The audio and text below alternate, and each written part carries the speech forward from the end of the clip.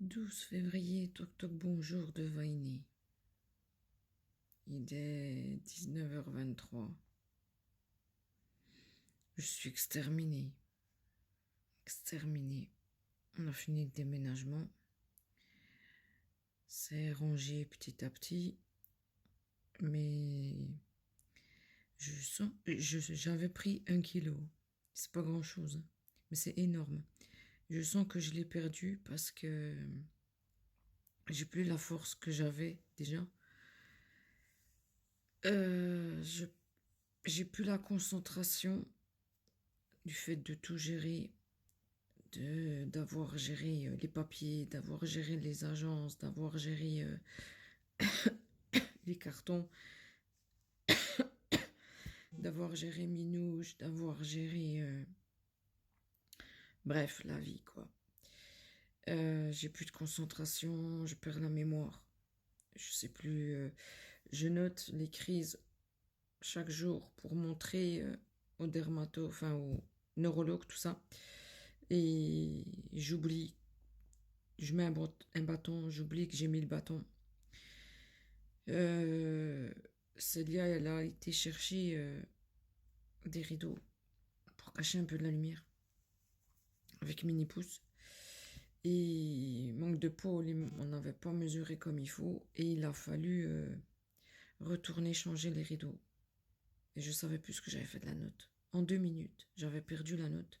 Je savais plus si je l'avais déchirée en 1000 morceaux et mis à la poubelle ou si je l'avais rangée ou si je l'avais posée à droite à gauche. Ça fait peur. Ça fait peur. C'est compliqué. Je suis toujours algivasculaire de la face, maladie du suicide. Et je me suis rendu compte aussi aujourd'hui en cherchant toujours la solution par rapport à l'infection sur mes mains. Oui, j'ai le syndrome de Raynaud.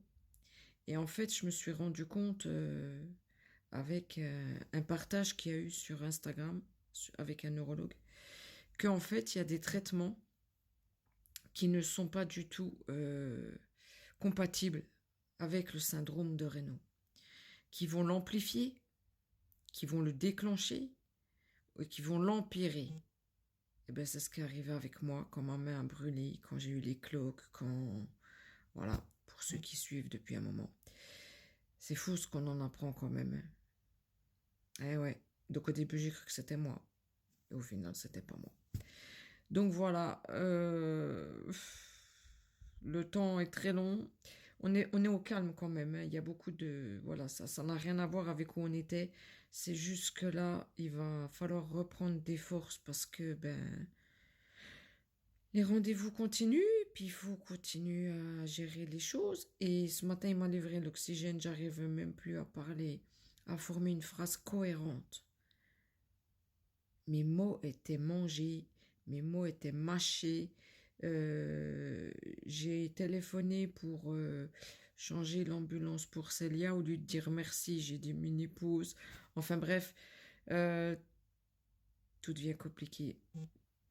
Donc là, il faut vraiment que j'essaye de reprendre des forces. Il faut que j'essaye de manger. Il faut que j'essaye de gérer tout ce beans pour rester debout et continuer le combat coûte que coûte. Rien d'impossible à qui le veut. Rendre visible l'invisible, un petit bout de mon enfer dans un monde presque parfait.